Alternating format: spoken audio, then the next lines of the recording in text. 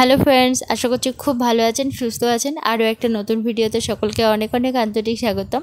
বেশ 2-3 দিন হলো ভিডিও আমি আপলোড দিতে পারছি না, বাড়িতে একটু কাজের চাপের জন্য আমি আর ভিডিও টুকটাক করা হলেও এডিট করতে পারছি না, তো যার জন্য বেশ পুরানো ভিডিও আপলোড দিচ্ছি। সকালবেলা রাহির বাবা গিয়েছিল ঘেরে, আর 3 দিন আটল ঝাড়া হয়নি। আজকে আটল ঝেড়ে এনেছে, ওই জন্য বেশ অনেকগুলোই মাছ কাঁকড়া হয়েছে। কাঁকড়াগুলো একটাও গ্রেড না, যে কারণে বিক্রি হবে না। হয়তো সাইজে একটু বড় দেখাচ্ছে দুটো একটা, কিন্তু এগুলো সবই ছাটের দামে বিক্রি হবে, তো ওই জন্য বিক্রি করা হবে না, রেখে দেওয়া হবে। আর এমনি 2-1 দিন কাঁকড়া বেঁচে থাকে আর কি, এভাবে বালতিতে রাখলে। আর বাকি বেশ অনেকগুলো বাগদা হয়েছে, তো রাহির পাপাকে বললাম আজকে রাখতে হবে না একটাও মাছ, সব বিক্রি করে দিয়ে এসো। আর 2-3 দিন যেহেতু আটল ঝাড়েনি, ওই জন্য বেশ অনেকটাই পড়েছে, ওই জন্য ভাবলাম যে তাহলে আজকে বিক্রি করে দিই। গতকাল থেকে আবার বোনেরা আসবে, তখন ভাবছি তাহলে সেগুলো সব খাওয়া হবে আর এগুলো সব বিক্রি করে দাও। তো আজকে ওই ছোটো বড়ো মিলিয়ে বেশ অনেকগুলোই পড়েছে। এই মাছগুলো সব 300 টাকায় বিক্রি হয়েছে। তো এমনি প্রতিদিন আটল ঝাড়লে দেখা যায় যে 80 টাকা, 90 টাকা, 100 টাকা এরকমও বিক্রি হয়। আজকে বেশ অনেকটাই হয়েছে। এখন প্রচুর চিতি কাঁকড়া হচ্ছে, কেননা বুদ্ধ পূর্ণিমায় ভীষণ চিতি কাঁকড়া বেরোয় ঘেরিতে। যাদের ঘেরি আছে বা নোনাজল এলাকা আর কি, তারা বুঝতে পারবেন। কিন্তু আমাদের ছোট ঘেরি বলে একটাও চিতি কাঁকড়া পড়েনি, আর দেখছি চিংড়ি মাছও খুব একটা নেই। তো এমনিতে আজকের আমার ভীষণ কাজ, ওই জন্য মাছ কাঁকড়ার কাটার ঝামেলায় আর গেলাম না, নিরামিষই করছি। নিরামিষ বলতে ওই মাছ কাঁকড়া ছাড়া পেঁয়াজ তো দিলাম তরকারিতে, ওই ঝিঙে আলু রান্না হবে আর কি, কোনো রকমের রান্না করে নিই। আর ওদিকে ঘর বাড়ি পরিষ্কার হচ্ছে, তারপরে মিস্ত্রিরাও এসেছে, আমাকে বারবার করে ছুটতে হচ্ছে জল আনতে, কেননা গরমের সময় তো এখন একটু জলেরও বেশি প্রয়োজন হয়। ওদিকে ভাতটা হয়ে গেছে, ওই একটা তরকারি করছি, তো এটাই আর কি খাওয়া হবে। তার মধ্যে আবার মেয়ের খাওয়ানো, চান করানো, ওর তো একটা টাইমে একটা ব্যাপার আছে, তো ওই জন্য একা হাতে পেরে উঠছি না। আর যেহেতু আমাদের পাশের ঘরটা একদম পুরোপুরি বন্ধই থাকে, যখন বড় ভাসুরা আসে তখন দেখা যায় যে ওইটা পরিষ্কার করা হয়, তো ওই জন্য প্রচুর ময়লা জমে। বিশেষ করে আমাদের এই প্লাইয়ের ঘর তো, এত পরিমাণে উই লাগে আর এত পরিমাণে কাঠের গুঁড়ো বেরোয়, আর অ্যাসবেস্টারের ঘর এত পরিমাণে পাতা ঢোকে যে এক একটা ঘর যদি মাসখানি করে যদি পরিষ্কার না করা হয়, তো সেই ঘরের ভিতর থেকে মোটামুটি কেজি কেজি নোংরা বেরোবে, এরকম হয়। তো হঠাৎ করে আবার এই জেঠু এসেছে কিছু বাগদাপোনা নিয়ে, এবারে ওই 350 টাকা করেই বাগদাপোনা আর কি ঘেরিতে ছাড়লো। বেশ কিছুদিন আগে 600 টাকা করেও ছেড়েছে আর কি, 1000 বাগদার দাম আর কি এগুলো। জেঠু বলছিল এর মধ্যে মোট 3500 মাছ আছে, গুনেই এনেছে। তো বরাবরই এই জেঠুর কাছ থেকেই মাছ নেওয়া হয়, আর না হলে মাঝে মাঝে হয়তো হ্যাচারি মাছও নেওয়া হয়। তবে দেশি মাছ নিলে বাড়ে কম, কিন্তু মরে যায় আর কি কম আর কি, তো ওই জন্য এইগুলোই নেওয়া ভালো। আর এগুলো ওই নদী থেকেই ধরা আর কি।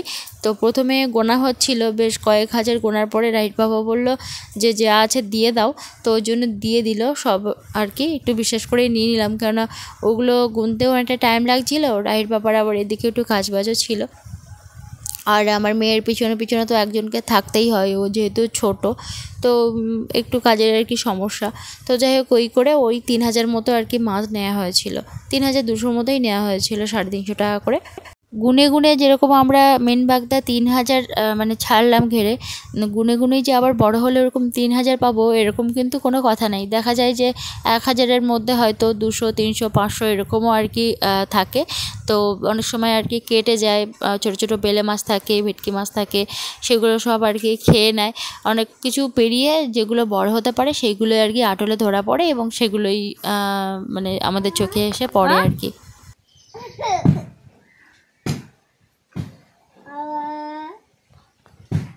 তোর বাবা ভয় পাচ্ছে?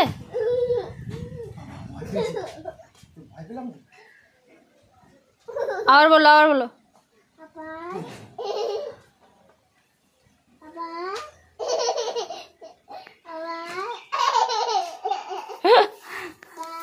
ওই ঘর পরিষ্কার করে বের করা হচ্ছে। বড়দাদার ঘরেতে কেউ থাকা হয় না, তো যখন কেউ আসে তখনই আর কি থাকার জন্য পরিষ্কার করতে হয়, তো ওই জন্য আবার পরিষ্কার করছি। অ্যাসবেস্টারের ঘর হলো না, ভীষণ পাতা ঢোকে আর ভীষণ নোংরা হয়, প্রচুর টিকটিকি, প্রচুর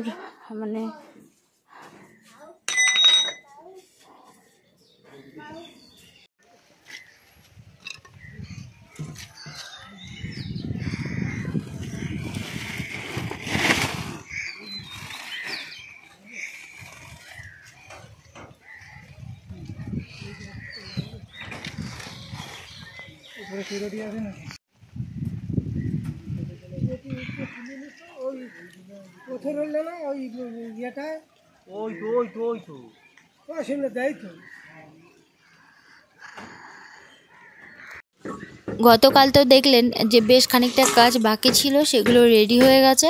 আর যেগুলো বাকি আছে সেগুলো আজকে পুরোটাই রেডি করবে। আজকেও মিস্ত্রি আসবে আর কি, যেহেতু ফুরানে দেওয়া হয়েছে ওই জন্য ওরা ওদের মতন এসেই আর কি কাজ করছে। ছাদ ঢালাইটুকু আমরা ফুরানে দিয়েছি। আর আজকে মাছ হয়েছে এইগুলো, তো এগুলো সমস্ত কেটে নেব। আর কিছু পার্সেল রেডি করা হয়েছে। এটা কিন্তু 13ই মের ভিডিও, অনেকের কাছে পার্সেল পৌঁছেও গেছে, কিন্তু আমি যেহেতু কয়েকদিন ভিডিও দিতে পারিনি ওই জন্য পুরানো ভিডিও এগুলো আমি আগেই বলেছি। তো এগুলো সব পোস্ট অফিস থেকেই আর কি ডেলিভারি দেবো। তুমি আর আমার মেয়ে ওর যেরকম পড়ার নেশা বসে গেছে, ওর বলতে হয় না, ও মোটামুটি একাই এরকম একটু সময় কাটায়।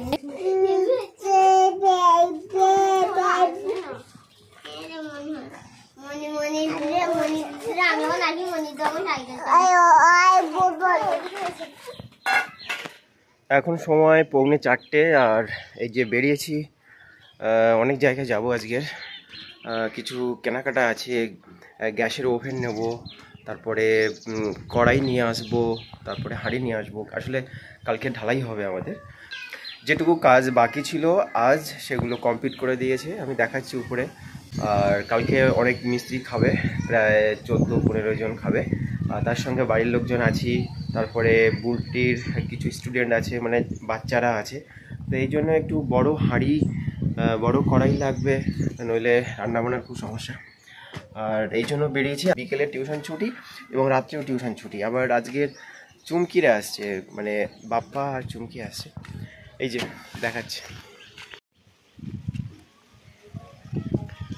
এই যে সব কিছু বাঁধা কমপ্লিট ছিল, মানে তার জড়ানো কমপ্লিট ছিল না, আজকে কিছুটা করে দিয়েছে। আর নিচেই এই যে সিমেন্টের কি বলে এগুলো, গ্যাটিস না কি বলে, এগুলো আজকে কিনে আনলাম, ওরা দিয়ে দিয়েছে। আর এই সিঁড়িটা হয়েছে, মোটামুটি সব রেডি। কালকে হয়তো কিছু টুকটাক কাজ বাকি আছে, সেটা করে আর ঢালাই কাজ চলবে।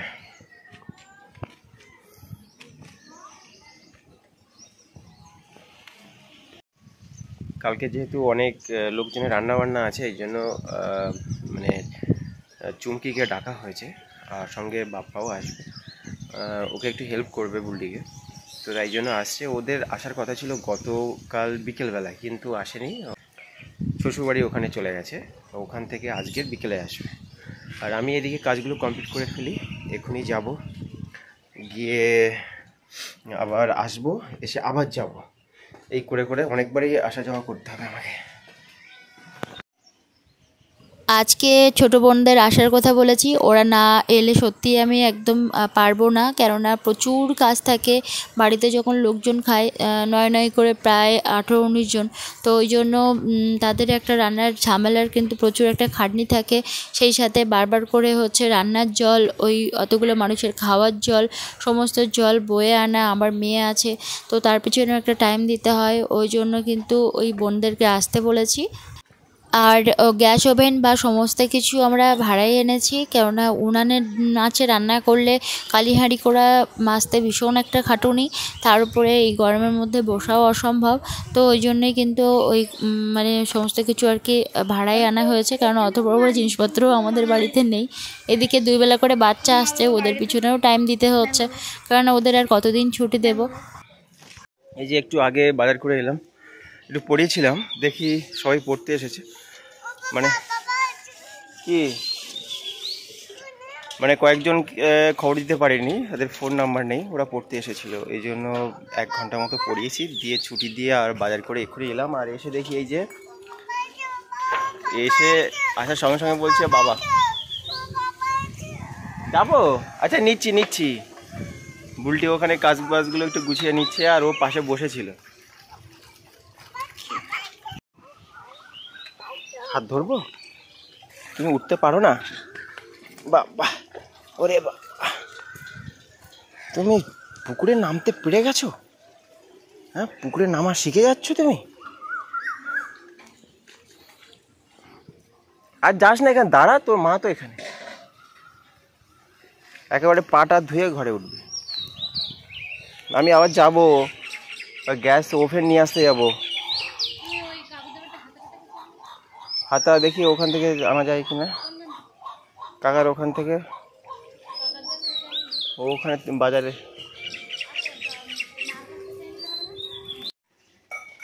কার রুমাল ওটা? তোমার রুমাল? তোমার মায়ের? হুম, এই যে এই কড়াটা নিয়ে এসেছি, তাতে আবার বালি ফেলেছে কে? এটাকে ভালো করে মাজতে হবে। যা কিছু লাগবে সমস্ত আজকে গুছিয়ে রাখতে হবে, কালকে সকালবেলা থেকে রান্না হবে। আর মিস্ত্রিরা খাবে 2 বার।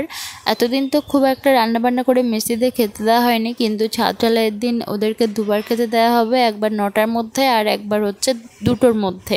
তো ওই জন্য আমি একা কিছুতেই গুছিয়ে উঠতে পারবো না, একা কোনো দিনই ওই মানে 18-19 জনের রান্না কোনো দিন সম্ভব না। ওই জন্যই আর কি আমার ছোটো বোন আর ছোটো বোনের বরকে আসতে বলা।